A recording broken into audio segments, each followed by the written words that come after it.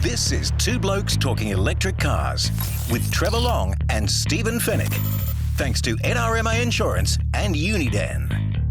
Thank you for listening. Thank you for downloading. Proudly brought to you by NRMA Insurance, helping over 3 million people across Australia protect the things they care about. And Uniden's smart dash cams.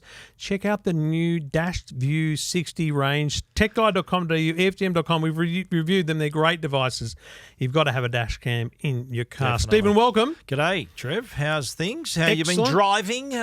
Yes, We've got a few cars to talk about in future shows. We've been getting through the cars. I've been haven't we? deep in the Hyundai and Genesis Yes. ecosystem. Did love the Ioniq 5 for the last week, and just been in the Ioniq 6, which you can take now. I think you'll love that. It's an interesting vehicle to look at. I've had, what have I had? The Mustangs and the MGs, and we've gone through a lot of them. We've got a lot of cars, and we're going to drive a lot of cars. There was a lot of cars coming. I published an article this week on EFTM.com about like 10 electric cars coming this year that some of them I didn't even know about.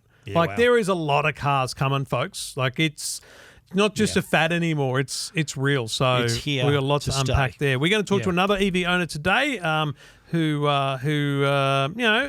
has put down some money and is looking at something very special as well, which is interesting. And we're going to unpack Vehicle-to-Grid, V2G, with a professor. Yes. So we're going to be outsmarted for the first time in a long time. Much smarter than the Two Blokes. Professor Stuart White from the University of Technology in Sydney is going to talk to us about V2G, and I think you are going to learn something. So V2G is Vehicle-to-Grid. Did you say That's that it. already? There's V2G, Vehicle-to-Load. Yep. V2H, Vehicle-to-Home. V2G, Vehicle-to-Grid. And it's a technology not a lot of people know about, and I think we might blow some people's explain minds. what it means? Like, basically your car battery in your car can power your home. Yeah. It can output power to power a single thing or the entire and put grid. back on the grid. Yeah. So that is awesome and really exciting. But Stephen, you've been frustrated. Yes, I have. By a charging problem, which I think is not a unique problem for you. There are other people going to feel the same way. Oh, yeah. And like, luckily my frustration was at a local charger. So I could, luckily there was more than one. I was at a charging spot where there were actually 6 chargers in 4 spaces. So you could have your choice. No, sorry, four chargers in 4 spaces. And 3 of them were not working at one time. 3 of them said, I tried to connect, and on the app, it was the ChargeFox app, and I was looking there, and it said, ready to charge. And it normally when you plug your car in, on the app, it says ready to charge. Like you press start, and nothing was happening. So I had to change to another one, same deal, change to the third one, and it finally then changed to ready to charge. Right. Now, that's frustrating in itself, but luckily I could just go to the next one and use that. And the beauty of where this is arranged is no matter which of the 4 spots you're in, you can access all 4 of the chargers. They've got really long cables. Oh, wow. So, yeah, it's really convenient. So it doesn't matter where you park. So if someone's parked near that charger, the car on the other side could still access it and vice versa. So that's really good. But when they're not working, not very good. But if you're on if that was, I remember I was with a mate who saw me plugging the car in. I said, imagine if this was on a long trip and you panic, you're thinking, what am I going to do now? And it's first impressions. You remember my story about Siri? The first time I ever used Siri and said, I asked Siri to call my wife, and it said, which wife? And I'm like, okay. What are you doing You've got to here? hear them, have you? And like from that moment, I was kind of put off by the concept of voice assistants. So I've obviously come around. But a lot of people, you introduce them to your electric car and you take them to a charger, or they ask you a question. They hear this story and they think that's how it is. And you're like, oh, no. Don't get it. Yeah, but the fact is, it is a real problem. And your local problem is overcomable because you can probably just go home. But on a road trip, it's a massive, massive problem that you have to, and we talked about it last week, how many apps you got to have. Yeah. The fact that you've even got to check the app in advance. Like if you had a petrol car, you wouldn't check, you might check the price of petrol and where to go, but you're not going to check if the bowsers are working. The bowsers are working, totally right. Yeah, exactly. So to have to go to that trouble is just wrong. Well, and that's the challenge we've got is I've found that the best way, weirdly, is to look at plug share, which is the, user-generated content. And if I'm driving somewhere, like we're going to drive to Young in a few weeks in the Kia, so I'll probably plan to stop twice, Pheasant's Nest and Young. I'll just charge there, but just because I won't need to, but just for safety's sake. And I won't look at the ChargeFox or Ampol or any of those apps. I'll go to plug share, And I'll go, has anyone charged today? Like, when's the last time someone used it? Because normally a frustrated user will say it's not working. It'll update the app. Yeah, true. And the other apps, that's something lacking in the other apps. They should have a report. Some of them might have it, but it's not really prominently displayed. I thought ChargeFox did show well that something was out of order or not in use. And you think about it, it's not only an inconvenience to the driver, but it's also they're losing money. Yeah, their charges, if they're working, they're making money. Yeah. So I think either side, there should be a little bit more vigilance around getting them working. I think weirdly, we're too early to say the market can look after itself. Like if BP had a continual problem with their Bowsers, people just go to Shell, right? Yeah. But the problem is everything's strategically placed so that, ChargeFox has got this point and then the next point.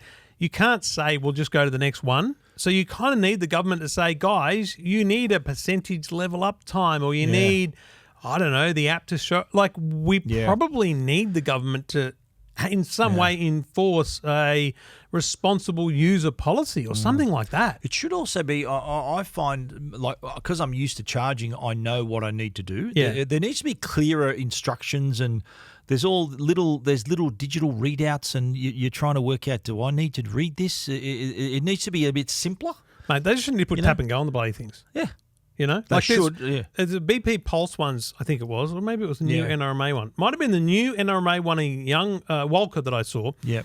Had a tap and go terminal, but I tapped my card and it didn't work. I don't think it's enabled for credit cards yet, but that's what they need. Forget the apps. Just let me tap, go, and then that kind of takes away all that connectivity part of it, but it still means we need to know if it works. That's the other panic, is if you come to a charger and think, I've got to set up an account, and you've got to just do it again, like we spoke about it last week.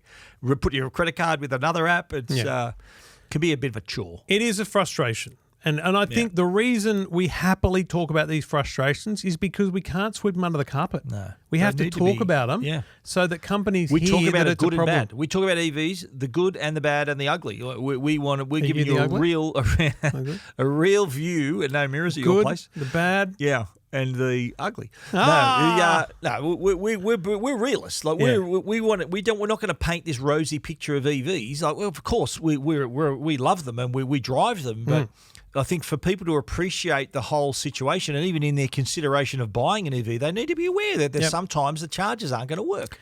So it's a really important issue that the charging companies really need to take responsibility and just become a bit more efficient in their repairs if needed to address this problem. Two Blokes Talking Electric Cars. Get in touch with us. Let us know what frustrates you or what you think could be done about it, or how you've overcome those kind of problems. techguide.com.au, EFTM.com, or send us a text 0477 657 657.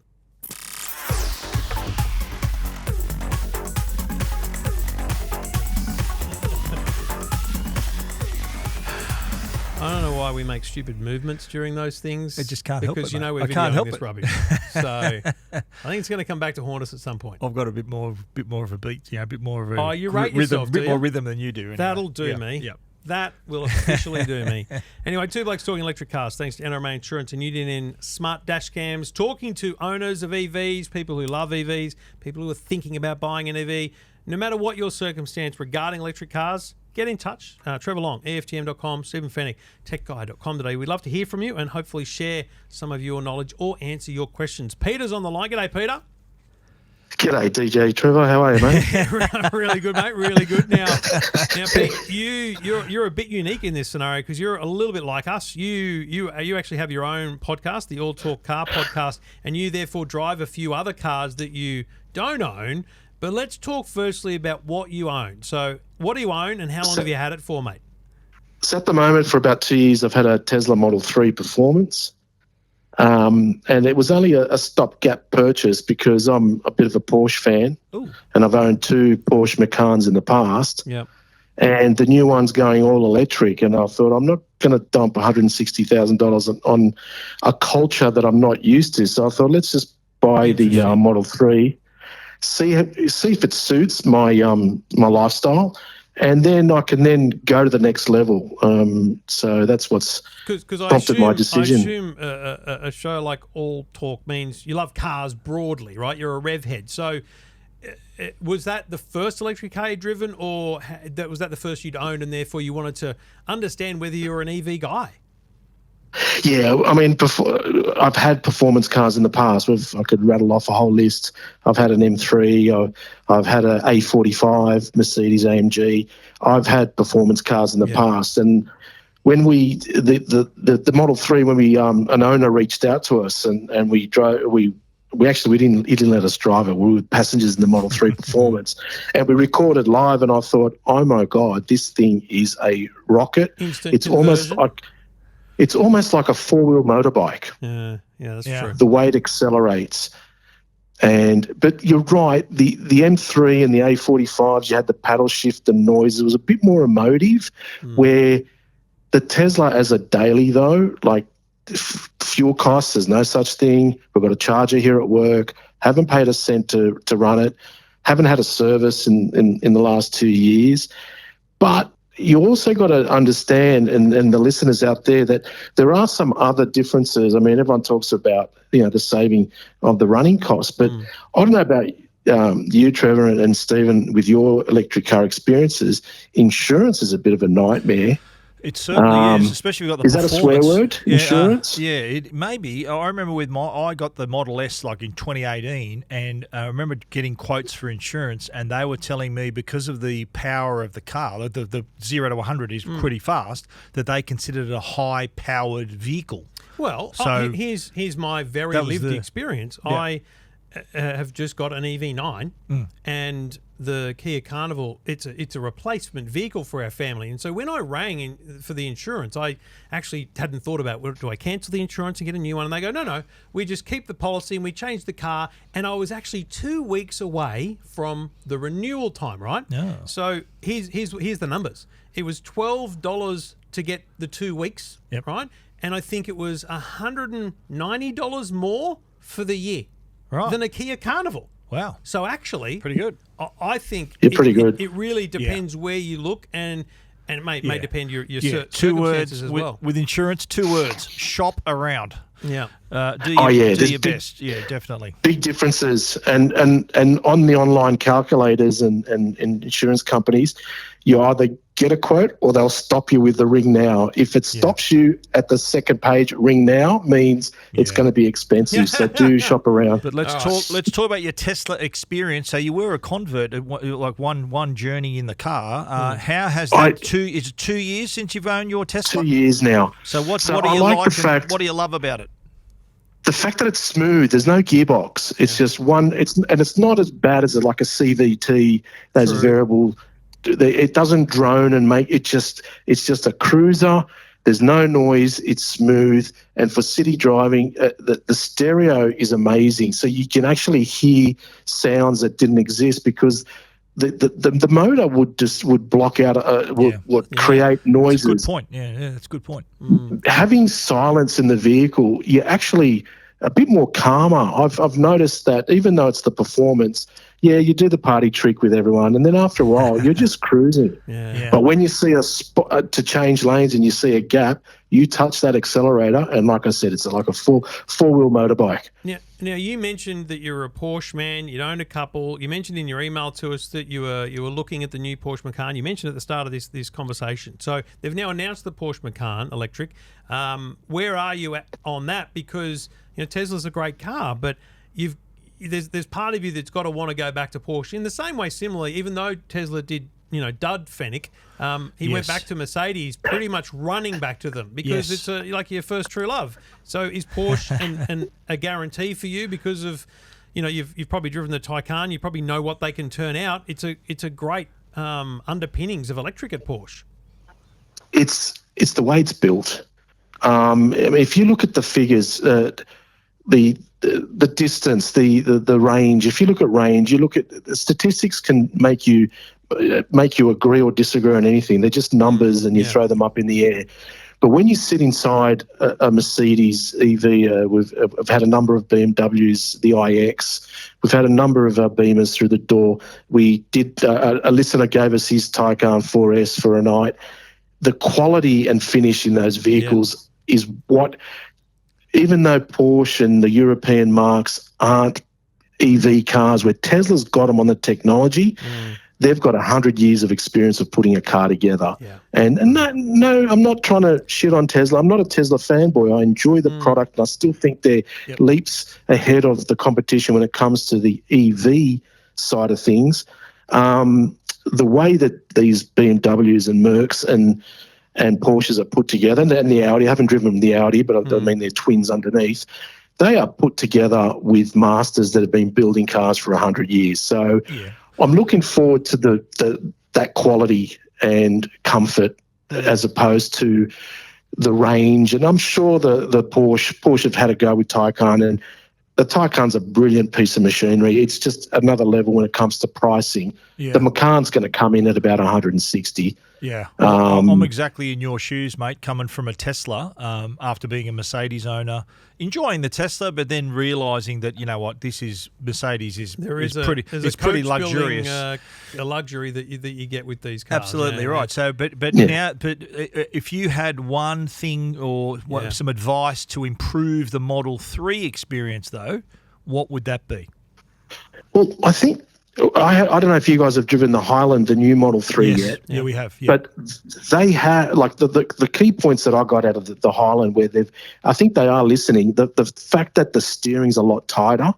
The Model 3, the one I got at the moment, the steering is very poor. The turning circle you need a 3-point turn to do a U-turn. My Model S had a terrible turning circle. Yeah, you're right. So the Highland's improved on that. They've also put a little latch under the door. If you notice, it was like a little thing that sticks out. So the rigidity and the cars have felt a bit more solid. They've woken up with the suspension.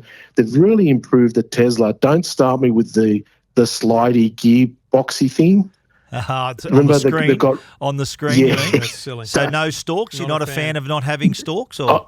I'm a fan of having stalks. I just can't put my finger up and down on the screen. I don't know what happened there. Yeah, I've actually driven it, and you get used to it. It's not. It's a little bit of an adjustment, but nothing major. So what I want to know then, just finally, Peter, is you talk about cars a lot. People in your circles at barbecues, at family catch-ups, and all that stuff. You get all the questions like we do. What's the number one piece of advice you give to people who are thinking about going EV? I use analogies when I explain an EV versus an ICE or a petrol-powered car, and that is the charging. You've got your superchargers on the highway, so you'll get in 20, 25 minutes, you'll get 200 to 300 kilometres worth of range. I try then to explain to them, you don't sit there to 100% because 80 to 100 takes another half an hour for an extra 100 kilometres. I use the analogy like you're filling up a bucket of water. Yep. You crank the tap full blast at the start, but then towards the top you slow the tap down so no water spills. Yeah. Exactly what Trevor said not long ago. I've said that in the last couple of weeks, exactly, yeah. Oh, yeah, I listen, Trev, I listen. So that's one thing. But then another thing is, but the charger down the road is free, but that charger will take 8 hours. So what I say to them is, when you fill up petrol, you either have a really big tube that fills 2 litres a second, or you have a really thin tube that only gives you a trickle of petrol every minute or two that will take you 8 hours to fill up your car, but it's free. So are you prepared to let your car sit there for 8 hours for free? Or if you're on the highway, you'll be paying to get like a proper full charge quickly. So you have to break it down and explain to people it's not just like putting in a Bowser, looking at the price on the sign and filling it up. It's a new mindset for people, and I think that's the challenge, is to continually educate people like you are and we are, just that it isn't the same. It is different, but there's always analogies, and the other analogy we often use is the mobile phone. You take your mobile phone home every night and you charge it.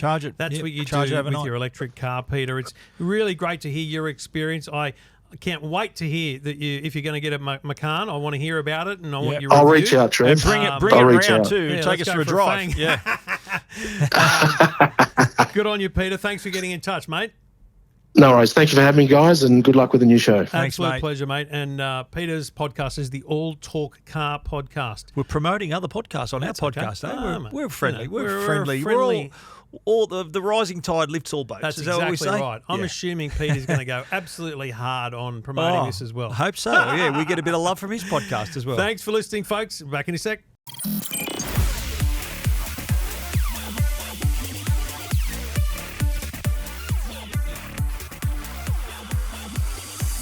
Now, Stephen, I reckon I've mentioned more times than I'd like to remember that my future, my home's future, is solar. Yes. Battery, but in a different way to many other people, because a lot of people are buying solar and they're putting a battery on. You've got an amazing Sonnen system where you're part of a kind of a whole community of electricity. I'm part of a grid, But being, I'm literally, my solar's going on in the next month, and they keep saying to me, you should put a battery on. And I go, listen, why would I buy a 13 kilowatt battery when I've got 2 electric cars combined, 160 kilowatts of battery storage in the driveway, certainly every night and on many days of the week. Yes. And there's this thing called vehicle-to-grid. Now, to be very clear, there's a bunch of technologies out there broadly not spoken about. V2L, where you can plug a power point into your car. Vehicle-to-load, Vehicle-to-grid, V2G, which is you sending power back to the grid, and then V2H. So I found someone who can hopefully help us unpack a bit of this, and it's Professor Stuart White, who's the Director of the Institute of Sustainable Futures at the UTS, University of Technology in Sydney, and I'm pleased to say he joins us on the line right now. Stuart, great to have you with us. Great to be here. Now, I am fascinated by this because I'm essentially hedging a lot of my future energy bills on it, to be honest with you. Where are we at with the concept of vehicle-to-grid in Australia? Because it's not as easy as just buying a wall box on the side of your house. There's government regulation that's required here, isn't there?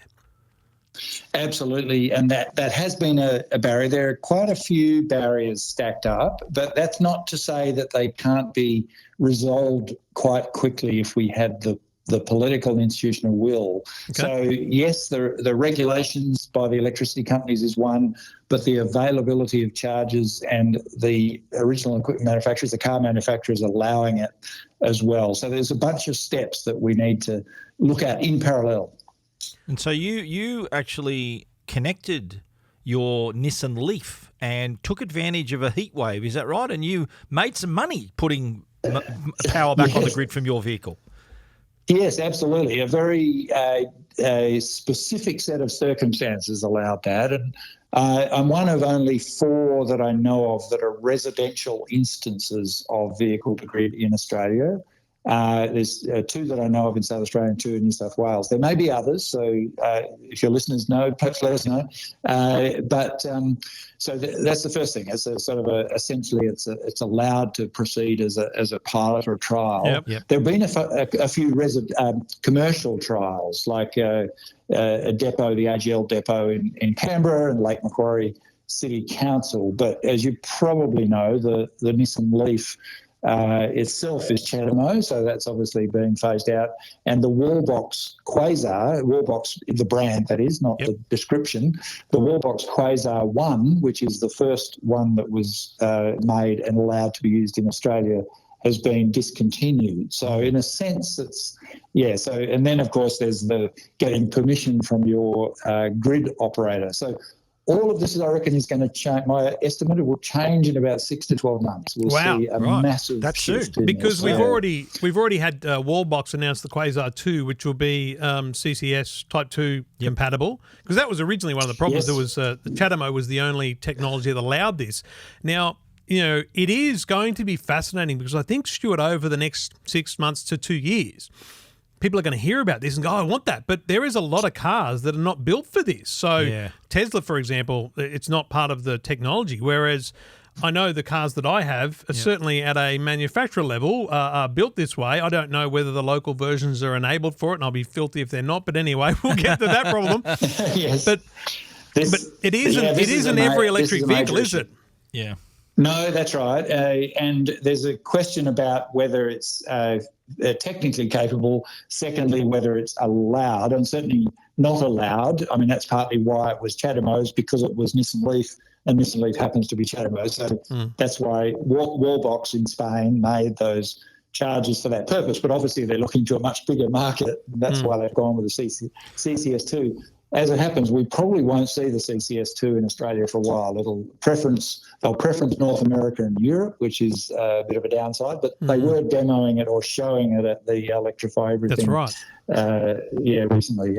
So just to be clear, what we're looking at here is the battery in your car potentially powering your home and the excess power sold to the grid. I think Yes, not potentially, actually. Yeah, but I mean, for people who are thinking of buying an EV, that's another selling point. So at the very least, your car could power your home. Forget selling to the grid; that's gravy. But that's the absolute possibility. And you're saying it's already possible, and more people are going to be aware of it the next year or so. Absolutely, yes, and as soon as, and obviously we want to both publicise, advocate for policy change, and advocate for greater availability of chargers. But it just makes perfect sense. In fact, anything else doesn't make sense. You know, like when, as you said, why buy a 15 kilowatt hour stationary battery when cars are underutilized? You know, most average they do less than 30 kilometres a day, and they're often just parked. And of course, even if they're parked at work, you could have a bidirectional charger at work. You know, there's not and the price we're now facing with the adoption rate of solar PV in Australia, rooftop PV, we're the highest in the world, as you know, highest percentage in the world, 1/3 of houses, and it is such a waste when that energy spills. Yeah. And when we have the duck curve at night, and sometimes I'm on an amber dynamic wholesale pricing, so 5:30 at night it goes up to 50 cents, 60 cents, and of course on February 29th earlier this year, that heat wave, it went up to $17, which is the maximum. It can't go higher. It's like playing the stock market, isn't it? It's like you just hit on a little bit of little gain there. One of the things, and I was sitting on a beach in Western Australia at the time, I should say. You really played the stock market game. One of the things that's fascinating, though, is again you're going to find as a part of this, the public conversation about it, and generally the rollout of this, will be the naysayers. So I mentioned this to my brother-in-law, who's an electrician, and he said, "But your car will be flat the next morning." I went, "Mate, a battery, a Tesla battery, as I said in the intro, 13 kilowatts, and people are powering their homes at night on that." Yeah. My house has got a 10 kilowatt battery. My 90 kilowatt vehicle, I can set it to say don't go below 50%. And honestly, 50%, that's 2 days of usage at its peak. So I'm going to be powering my home through a multi-day blackout here. And so the other part of the investment, and I'd love your views on this, Stuart, the cost of an electric car, and I'm pretty vocal about how the parity between electric and petrol is a problem. But I justify that, let's call it $15,000 parity difference, by saying I'm buying a battery for my home. So, in fact, I've just bought a battery for my home as well as a vehicle. Those two things happen to be the one unit, and that's where the cost efficiencies come into this future. That's absolutely right. It's the margin associated with the cost of the charger, because you're buying. I mean, we're actually the other way around. I mean, my wife and I don't use the car that much. We use our bicycles to get to work and so on. So we effectively bought a battery, and we get a car for free, which we occasionally use. Whereas most people would buy a car because that's, let's face it, in most Australian cities and certainly in country towns, you need a car to get around, get the kids to sport and school and stuff. So in which case they're buying a car and they're getting a stationary battery, a battery for free, which they can use and defray the cost of, perhaps the extra cost of EVs. Of course, EVs will come down. They'll be parity pretty soon anyway. Yeah.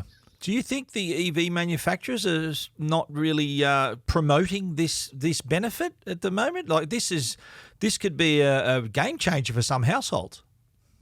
Absolutely, and that's where it's a significant barrier, and that's why there's some Californian legislators who are have got a bill before the Californian Senate to require the car manufacturers to have all electric vehicles V2G enabled. I think they've put a date on it of 2027, but that could change in the Senate. But the principle is we need to say to the vehicle manufacturers, no, if you want to sell a car, if you want to manufacture a car, whatever, import a car, you need to make it V2G, open it up for V2G enabled, and more so, you need to make sure that it's interoperable, so there's no closed ecosystem, because there's already a bit of a whiff of that happening with some of the manufacturers. So this is a question of consumer rights, of our energy transition, and of course our low carbon future. So we need to push back against that. So just thinking out loud about Tesla, have they deliberately not made their Tesla vehicles V2G because they want to sell Powerwalls?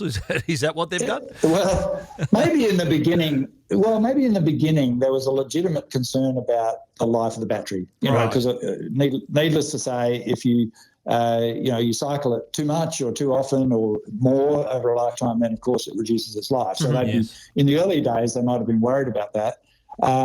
However, nowadays there appears to be evidence popping up because there's enough of these systems around the world that we're starting to see that it either makes no difference or in some ways is superior because you can regulate the charging much more. Like you say, you could set it no less than 20, no more than 80%, et cetera, et cetera. So you can get a much more controlled regulation of the battery. So any impact on battery health will be absolutely minimal. I know when we actually do use our car, to go on trips and so on, it means we often push it to the limits. You sort of get to zero because you're trying to get to the next charge point, or you leave it overnight, at a hotel and destination charger, and it's up to 100 and sitting there. So, we know that the V2G will actually give a much better and smoother regulation of the charging regime. So who knows what Tesla's motivations are, but I suspect, it obviously competes with the Powerwall, and often they try and sell both. To the same people. Yeah. Professor, I think the big challenge then is let's pivot this in finally thinking about what next. So I don't want to suggest that we have the greatest platform in the world, but we do have a platform. Who do we need to speak to? Which ministers should we be?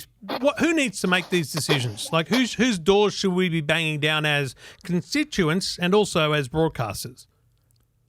Yeah, well, it's because it touches on so many areas. But yes, you're right. Obviously the Minister for Energy and Climate Change, Mr. Bowen. Chris Bowen, and it's a national thing, not a state thing, because of the grids. Absolutely, national thing, and it's obviously the current government is very supportive of EVs and charging rollout. So this is the next step. And the other thing is the Australian Energy Market Operator and the Australian Energy Markets Commission need to be involved to make sure that we've got the right regulatory framework to enable and allow this, and to say to the electricity, particularly the grid companies, to say, look, we need a common approach to this across Australia, so we don't have to have 20 different utilities having to approve these things. And then we need, of course, the pressure, and this is a whole of government thing, back onto the vehicle manufacturers to enable it and to make sure it's interoperable. And then we need to get an Australian-made V2G charger. It's silly that we have to wait in line to get one from Spain. Yes. So that's another thing. We've got a history of making inverters, making chargers. We've got good industry. So let's make them here. Fascinating. And you're a wealth of knowledge. I think that this is going to be eye-opening for a lot of listeners. Definitely. I genuinely think a lot of listeners have glazed over my conversations about this. I think this will open eyes. I think the only thing I need to know is how to get on the trial. Do I need to become a professor? Can you put a word in for us, Stuart? Can you get us in there? Later in the year, I think there will be some V2G chargers possibly being imported, additional countries, possibly out of China. Please keep us in mind. Kia 9 will be V2G enabled. I own a Kia EV9. You're making Trevor look like a genius. He already owns the EV9. Yeah, there you go. Stuart, the Cupra Born is V2G compatible, as is the Kia EV9, and I own both. So, brilliant. And I'm putting in a 16 kilowatt solar system, so I'm ready. Let's go. You'll be a super user. That's it. That's the plan. Stuart, unbelievably insightful stuff. I appreciate the insights, and I think we'll keep in touch, because I think if there's more to learn, more to do about this, then we should try and stay at the forefront of it, and that's obviously where you sit in this space. Thank you so much for your insights. Thanks very much. Cheers. Look, I got to tell you, I think there's people listening going, people what? over to buying an EV. This is one of those many factors, and I'm surprised that I asked Stuart as well. What the manufacturers are really underplaying this. If it's, I know there are a lot. In that interview, I googled whether my car, I'm not. No, you're not. V2G is not supported. It says V2G via AC supported. No. Wow. Yeah. What about DC? Because I think CCS2 is DC. So Not DC, Oh, not no. supported either. Yeah, Okay, I'm not going to get involved. So then. yeah. Anyway, only got 2.5 years on the lease, mate. It's all good, mate. Mate, in 2.5 years, it will Yeah. be Oh, a yeah. phone It'll call be- to your energy provider, Yeah. and they'll be like, "Yeah, let's get you involved." Yes. The final point I'll make about this Yeah. before we wrap up the show is think about, you remember South Australia built that big battery and all this. Yeah. We're building big batteries. Yeah. This is, you know how your battery My is a Sonnen part of battery, yeah. is a part of a network of hundreds I'm of a other part batteries, a right? Virtual grid, yeah. This becomes the same thing. All of Absolutely, us mate. plugging in our cars at night help ensure Yeah. that the load is distributed. You know, That's all it is. I'm so surprised that Minister Chris Bowen is the Minister for Climate Change and Energy Yeah. and all this sort of stuff. This sort of kills two the birds box. with one stone. Should have been part of the new vehicle emissions standards Well, that it should electric have been. vehicles are V2G. But two birds with one stone, right? So it encourages EV, but also can help you solve your energy problems. Yes. Like, hello, why aren't they all over this already? I will put in another request to the minister's office because I Yeah, think let's get him on the I think show. we should talk Yeah, about it, and there's for the sure. new vehicle emissions to talk about as well. Yep. And Get your people to talk to his people. and if that fails, he's not at all involved in the ministerial of the environment side, but Matt Keane, what used to be my local member. Yep. Strong supporter of all this stuff. We need to start pushing someone from the government on there to We need have to a start talk about it. chipping Yeah. away. It's not going to happen overnight, Yeah. but we need to be chipping away so they know that people are talking They about it. wouldn't want to talk to the two blokes? Of course they would. I don't know. Some they might do their research. Could be problematic. They said, well, I'm only going to talk to Steve, not Trev. Yeah, that could happen. Look, genuinely, really glad we got to talk to Stuart, and a lot to unpack there. Love your feedback on that too. If you weren't aware of it and this is new to you, let us know. If you're like me and hanging out for it, let us know. It's a great conversation.